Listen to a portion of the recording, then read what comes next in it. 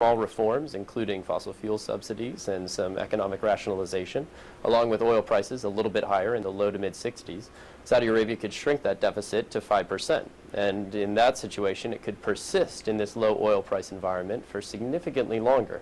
The question is whether there's the political will inside the country to do that. Iran, by the same token, has to see through. There's been a lot of talk about 1 million barrels per day, but before we even talk about the feasibility of that oil coming online, we first need to make sure that the deal survives and goes through domestic politics in both the United States and Iran.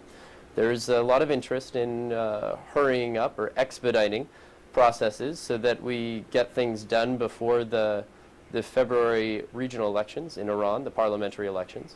As it's important in that situation for the incumbents who are invested in this deal to maintain power. Right. But these are large uncertainties in both countries that will also feed into the geopolitical situation. Professor Morandi, you want to respond to what Mr. Livingston mentioned about your domestic politics and also the urgency as Tehran sees it for its development once the door could be opened with the Americans?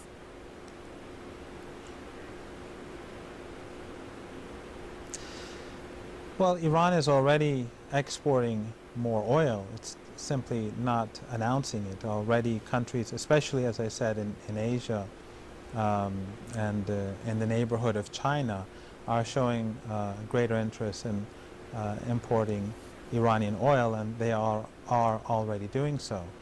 As I said, the Iranians are in a relatively strong position because they have adapted to the new situation. And despite the fact that your guest in Saudi Arabia is unhappy about it, the Iranians have not asked for anything from anyone. The Iranians are saying that we are going to produce more oil, and Iran is fortunate in the sense that since Saudi Arabia for the last few years has been becoming controversial with regard to its export of Wahhabism and many of the militant groups like in Nigeria, Boko Haram, Al-Qaeda, ISIL, these are all linked to that ideology. Many countries, again, especially in Asia, are concerned, and therefore they have an interest, and they're showing greater interest in moving closer towards Iran.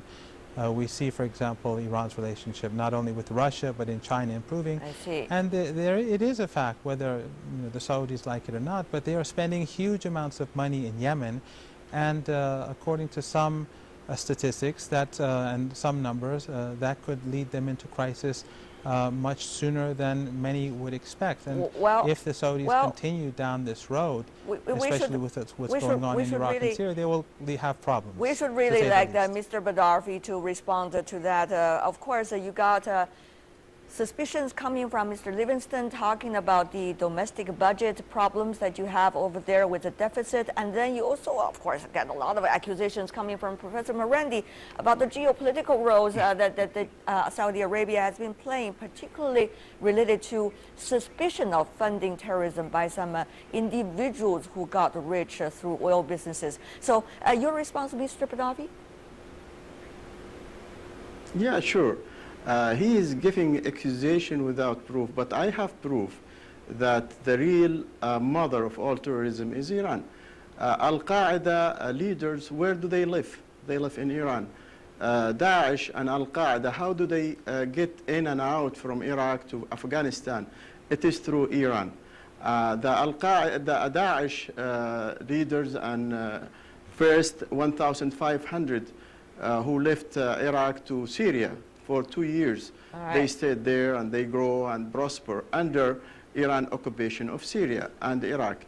So if we want to prove, we have plenty of proof that if there is terrorism, there is Iran behind it. We got a lot of trade. What's the other question? Well, the other question is really important. That is, what about the domestic budget deficit that Mr. Livingston mentioned about Saudi Arabia? Political will in this regard? Yeah, but one more addition, please. Saudi Arabia is paying a heavy price in its fight with Daesh and Al-Qaeda. They are attacking us every week or so. But they are never attacked Iran. And ask your guest why. Thank you very much. And regarding the deficit, of course we have deficit. The price of oil reached $100 145, and now it is less than 40. I mean, any country in the world would be devastated by such a lowerness of this price in such a short time. It's just 1 year since it was in its.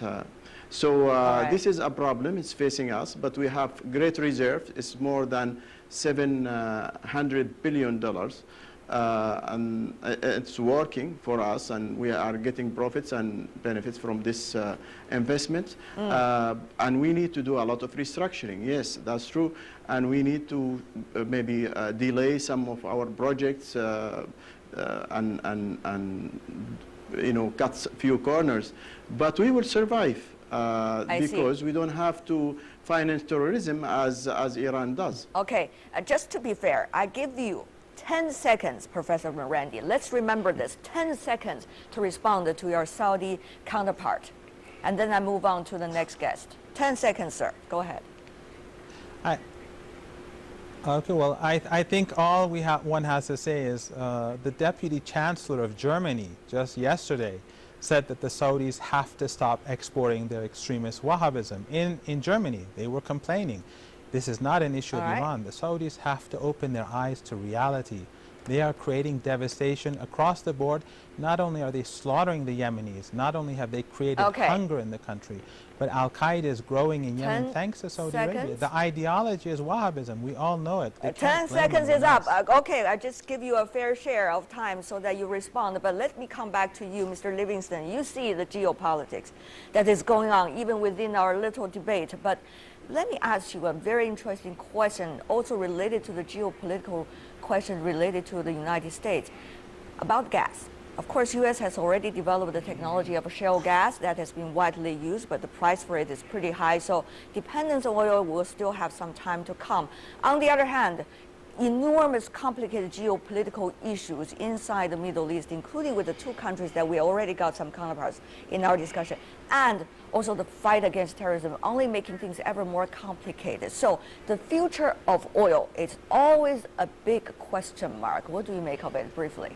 Particularly when you now see the climate change conference going on in Paris, in which you are also participating, and China, developing countries, emerging economies are looking at alternative energies as well for the future. Just look at the smog issue here in some of developing countries. So what is the future of oil? That is a big question mark.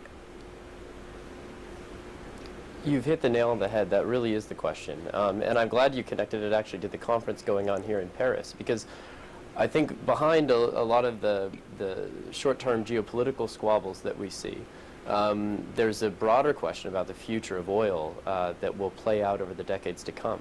And that's not just about the supply dynamics and the supply glut that we have today, but it's actually about how the future of demand and the uncertainty over the future of oil demand is going to shape the nature of the oil market and the future trajectory of the oil price.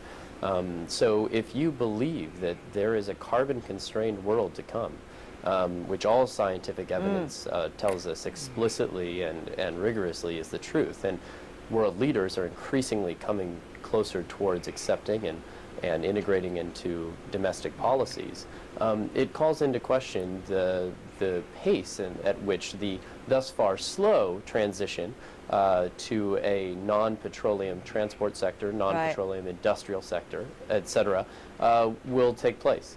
And if you look at the exponential fall in battery costs, for example, the innovation going on in not only creating less expensive electric vehicles, but also vehicles which are just more attractive, there are huge questions about demand, which a lot of folks who watch OPEC and who watch the oil market aren't looking closely at enough.